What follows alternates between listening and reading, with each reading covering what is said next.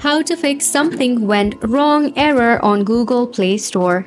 Hey there, welcome back to the channel, and let's get right into this tutorial.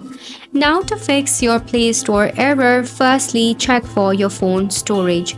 If this error is when you are installing an application, most likely your device does not have adequate storage.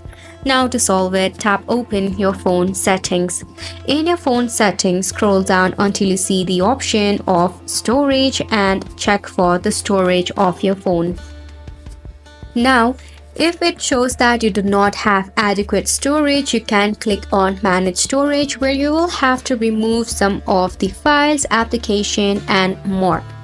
Now next thing is there might be in-app glitch or bug issue. To solve it, press and hold onto your Play Store and head to App Info. Once you are in here, click on Force Stop and OK. Then head to Storage and Cache and tap on Clear Cache. Once you do so, now this error must be solved. Last but not the least, check for your Wi-Fi connection.